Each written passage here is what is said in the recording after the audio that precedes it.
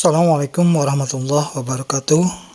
Bapak dan Ibu, pada episode ini kita akan mencoba menyampaikan tentang perencanaan, pelaksanaan, dan pengelolaan asesmen formatif dan sumatif.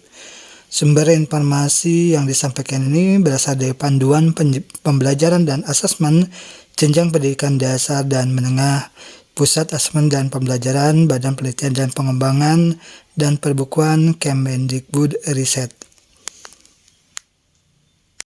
Pada kesempatan ini, asesmen yang disampaikan sekaitan dengan prinsip asesmen. Apa yang perlu diperhatikan dalam menerapkan prinsip asesmen pada pembelajaran paradigma baru? Yang pertama, asesmen merupakan bagian terpadu dari proses pembelajaran, memfasilitasi pembelajaran, dan menyediakan informasi yang holistik sebagai umpan balik untuk pendidik, peserta didik, dan orang tua agar dapat memandu mereka dalam menentukan strategi pembelajaran selanjutnya. Kedua, asesmen dirancang dan dilakukan sesuai dengan fungsi asesmen tersebut, dengan keleluasan untuk menentukan teknik dan waktu pelaksanaan asesmen agar efektif mencapai tujuan pembelajaran. Ketiga, asesmen dirancang secara adil, proporsional, valid, dan dapat dipercaya atau reliable untuk menjelaskan kemajuan belajar dan menentukan keputusan tentang langkah selanjutnya. Yang keempat, laporan kemajuan belajar dan pencapaian peserta didik bersifat sederhana dan informatif, memberikan informasi yang bermanfaat tentang karakter dan kompetensi yang dicapai serta strategi tindak lanjutnya. Yang kelima, hasil asesmen digunakan oleh peserta didik, pendidik, tenaga kependidikan, dan orang tua sebagai bahan refleksi untuk meningkatkan mutu pembelajaran.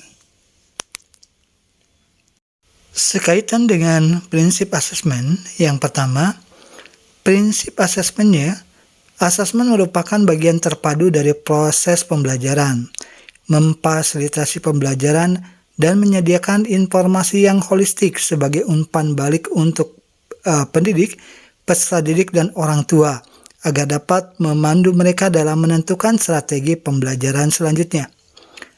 Hal-hal yang perlu dilakukan sekaitan dengan prinsip pertama ini, asesmen merujuk pada kompetensi yang di dalamnya tercakup ranah sikap, pengetahuan, dan keterampilan. Asesmen dilakukan terpadu dengan pembelajaran, melibatkan peserta didik dalam melakukan asesmen melalui penilaian diri atau self-assessment, penilaian antar teman atau peer assessment, refleksi diri, dan pemberian umpan balik antar teman atau peer feedback. Pemberian umpan balik dilakukan dengan mendeskripsikan usaha terbaik untuk menstimulasi pola pikir bertumbuh dan memotivasi peserta didik. Hal-hal yang perlu diperhatikan sekaitan dengan prinsip yang pertama ini, asesmen pada ranah sikap, pengetahuan, dan keterampilan dilakukan secara terpisah.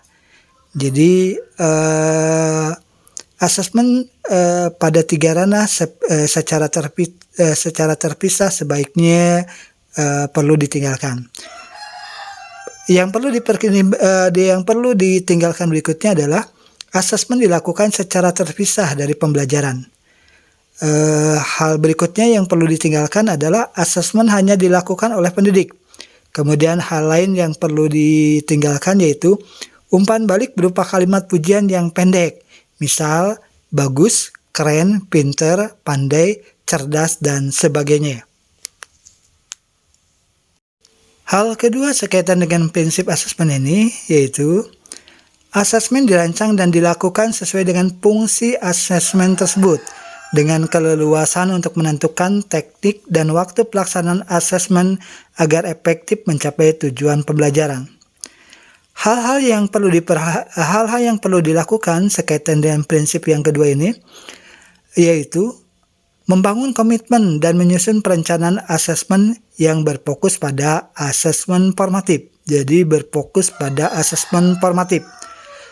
Menggunakan beragam jenis, teknik, dan instrumen penilaian formatif dan sumatif sesuai dengan karakteristik mata pelajaran, capaian pembelajaran, tujuan pembelajaran, dan kebutuhan peserta didik. Asesmen dilakukan dengan alokasi waktu yang terencana. Mengomunikasikan kepada peserta didik tentang jenis, teknik, dan instrumen penilaian yang akan digunakan.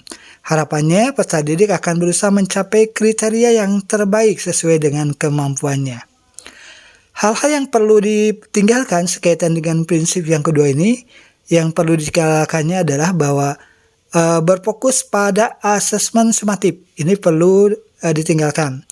Tidak menggunakan instrumen penilaian atau menggunakan instrumen asesmen namun tidak sejalan dengan karakteristik mata pelajaran, capaian pembelajaran, tujuan pembelajaran, dan kebutuhan peserta didik.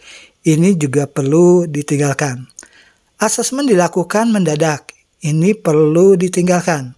Jenis, teknik, dan instrumen asesmen hanya dipahami oleh pendidik sehingga peserta didik tidak memiliki gambaran kriteria terbaik yang dapat dicapai. Ini juga perlu ditinggalkan sekaitan dengan prinsip yang kedua ini. Sekaitan dengan prinsip asesmen yang ketiga, prinsip asesmennya, asesmen dirancang secara adil, proporsional, valid, dan dapat dipercaya atau reliable untuk menjelaskan kemajuan belajar dan menentukan keputusan tentang langkah selanjutnya. Sekaitan dengan prinsip asesmen yang ketiga ini, hal-hal yang perlu dilakukan yaitu asesmen dilakukan dengan memenuhi prinsip keadilan tanpa dipengaruhi oleh latar belakang peserta didik.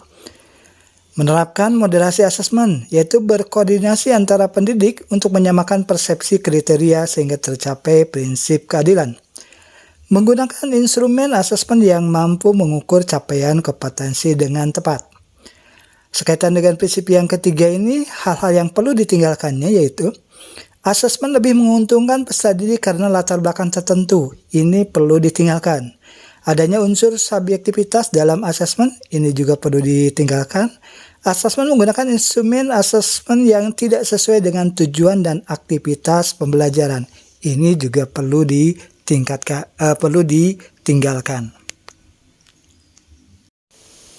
Prinsip asesmen yang keempat, prinsip asesmennya, laporan kemajuan belajar dan pencapaian peserta didik bersifat sederhana dan informatif, memberikan informasi yang bermanfaat tentang karakter dan kompetensi yang dicapai serta strategi tindak lanjutnya.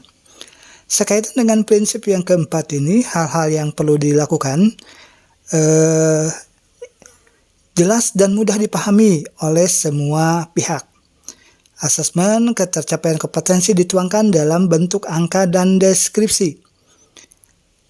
Asesmen laporan kemajuan belajar hendaknya didasarkan pada bukti dan pencatatan perkembangan kemajuan belajar peserta didiknya.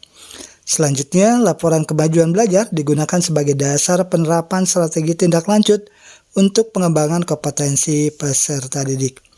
Sekaitan dengan prinsip yang keempat ini, hal-hal yang perlu ditinggalkan. Yang pertama, bahasa yang kompleks dan terlalu ilmiah, ini perlu ditinggalkan. Penggunaan kata atau kalimat negatif, ini juga perlu ditinggalkan. Ketercapaian kompetensi dituangkan hanya dalam bentuk angka, ini perlu ditinggalkan. Laporan kemajuan belajar tidak didasarkan pada bukti dan pencatatan perkembangan kemajuan belajar atau didasarkan hanya pada bukti yang tidak mencukupi. Ini juga perlu ditinggalkan. Sekaitan dengan prinsip asesmen yang kelima, prinsip asesmennya, hasil asesmen digunakan oleh peserta didik, pendidik, tenaga kependidikan, dan orang tua sebagai bahan refleksi untuk meningkatkan mutu pembelajaran. Hal-hal yang perlu dilakukan sekaitan dengan prinsip yang kelima ini, satuan pendidikan memiliki strategi agar hasil asesmen digunakan sebagai refleksi oleh peserta didik, pendidik, tenaga kependidikan, dan orang tua untuk meningkatkan mutu pembelajaran. Hal-hal yang perlu ditinggalkan sekaitan dengan prinsip asesmen yang kelima ini, hasil asesmen hanya dijadikan data dan tidak ditindaklanjuti untuk meningkatkan mutu pembelajaran. Ini perlu ditinggalkan. Hasil asesmen dijadikan perbandingan antar peserta didik. Ini juga perlu ditinggalkan.